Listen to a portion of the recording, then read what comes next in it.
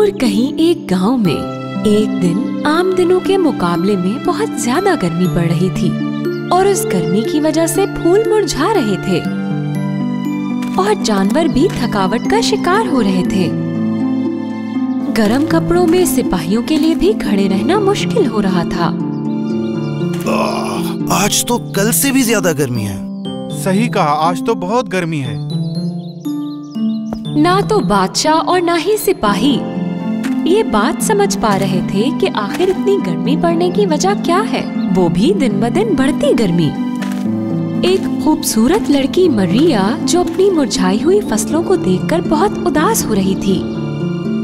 अगर ऐसा ही चलता रहा तो हमारी सारी सब्जियां खुश्क हो जाएंगी।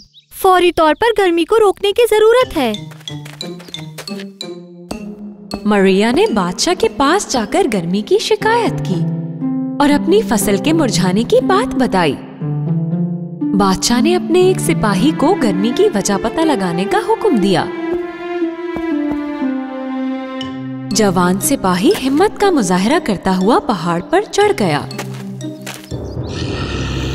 और बिना आखिर उस जवान सिपाही ने पहाड़ पर एक ड्रैगन को देखा।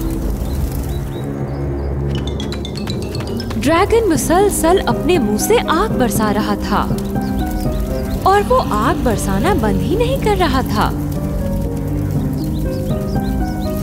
और जब जवान सिपाही ने ये देखा कि गर्मी उस ड्रैगन की आग की वजह से है, तो वो सिपाही ड्रैगन को रोकने के लिए दौड़ा और इससे पहले कि सिपाही ड्रैगन के करीब पहुंचता, ड्रैगन ने उसे आग से दूर भगा दिया।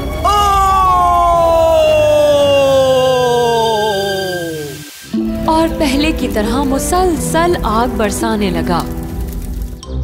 जख्मी हालत में सिपाही गांव वालों के सामने से गुजर रहा था। मरिया और बाकी गांव वाले उसकी हालत देखकर परेशान हो गए। सिपाही सीधा बादशाह के पास गया और जाकर सारी कहानी बयान की।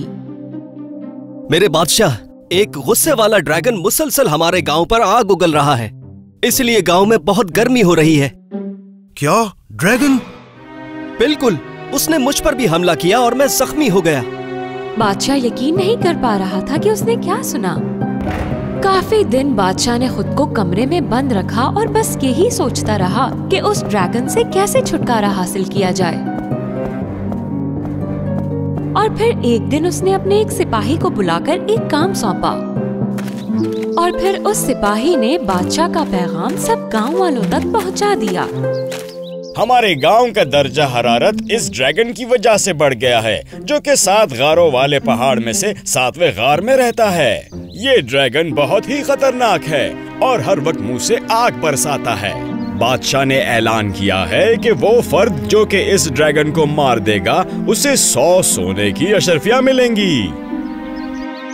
सिपाही की ये बातें सुनकर गांव वाले परेशान हो गए। सब उल्टे पैर अपने घर जाने के लिए वापस लौट गए। लेकिन उसी दौरान बाहिम्मत खूबसूरत लड़की मरिया ने ये फैसला किया कि वो आगे बढ़कर ड्रैगन को हराएगी। मैं उस ड्रैगन का शिकार कर सकती हूँ। क्या? तुम तो एक आम सी लड़की हो। हमें ताकतवर मर्द जंगजुओं की जरूरत है। क्या है तुम में कोई ऐसा? तुम ये नहीं कर सकती हो मरिया। मरिया, नहीं, ड्रैगन का शिकार तुम नहीं कर सकती। मरिया के इस फैसले से गांव वाले परेशान हो गए, क्योंकि खौफ की वजह से इनाम होने के बावजूद कोई आगे नहीं बढ़ना चाहता था। मैं एक मेहनती लड़की हूँ जिसके पास जानवर और खेत भी हैं। इस गर्मी को रोकने के लिए मैं हर मुमकिन कोशिश करूँगी। अगर गर्मी को रोकने की कोशिश नहीं की गई तो हमारे गाँव के सारे खेत जल जाएंगे। ना ही सिपाही और ना ही गांव वालों ने मरिया की बात को ज्यादा अहमियत दी। मगर अगली सुबह होते ही मरिया अपने हथियारों के साथ पहाड़ की तरफ रवाना हो गई। दिन ब दिन गर्मी बढ़ रही थी। हथियारों के साथ उस बड़े पहाड़ पर चढ़ना मरिया के लिए बिल्कुल आसान नहीं था। पूरे रास्ते मरिया पसीना बहाती और पानी पीती हुई पहाड़ पर चढ़ती रही। मैं बहुत थक गई हूँ, लेकिन मुझे किसी सूरत भी हिम्मत नहीं हारनी। हिम्मत करो मरिया, बस थोड़ा ही ऊपर है, मैं कर सकती हूँ। आखिरकार 7 गुफाओं वाले पहाड़ पर मरिया छठी गुफा तक पहुंच गई और उसने उन पर्पल फूलों को देखा जो पहाड़ पर मुरझाए हुए थे। गर्मी की वजह से तो ये पर्पल फ्लावर्स भी सूख गए हैं। मुझे किसी तरह भी ड्रैगन का शिकार करना होगा। मरिया ने बहुत ही मुश्किल से 7वीं गुफा तक का सफर तय किया। पहाड़ के इस मुकाम पर बेहद गर्मी थी और बिला आखिर मरिया ने आग बरसाते उस ड्रैगन को देखा। तो यहाँ हो तुम, मैं तुमसे नहीं डरती। पत्थरों के पीछे छुपती हुई मरिया ड्रैगन की तरफ हिम्मत से बढ़ रही थी, मगर ड्रैगन आग बरसाने से किसी सूरत नहीं रुक रहा था। मरिया बहुत मुश्किल से जान बचा रही थी, मगर फिर भी मरिया ने हिम्मत नहीं हारी और ड्रैगन के मजीद करीब चली गई। और उसी दौरान उसने एक अजीब सी आवाज को सुना।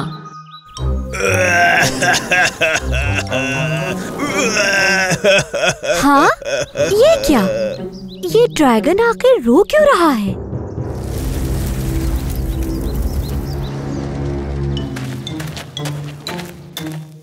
जब मरिया ने थोड़ा और पास जाकर देखा तो ड्रैगन की दुम कांटों में फंसी हुई थी। अरे ये क्या? ये तो जख्मी है, तो इसीलिए ये रो रहा है और आग उगल रहा है। बेचारा ड्रैगन।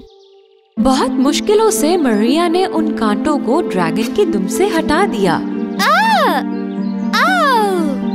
एक कांटा लगने से मुझे इतनी ज्यादा तकलीफ हो रही है। आउच! ओह, बेचारे ड्रैगन को कितनी तकलीफ हो रही होगी।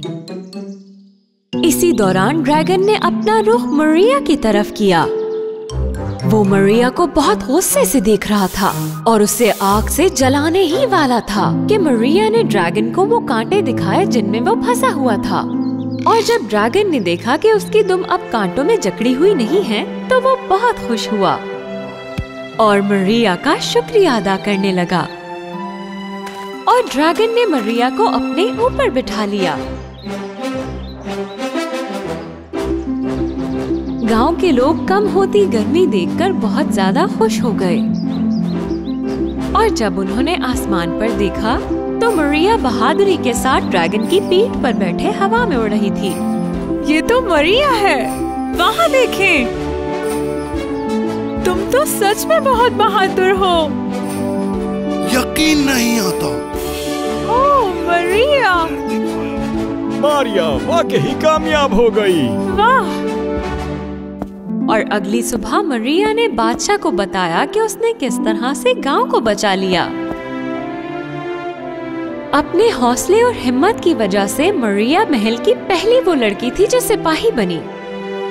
और उस दिन के बाद से लोग बहादुर मरिया की कहानी बच्चों को सुनाने लगे। वो सब बाहिम्मत बच्चे जो खेतों में मरिया की तरह काम किया करते थे।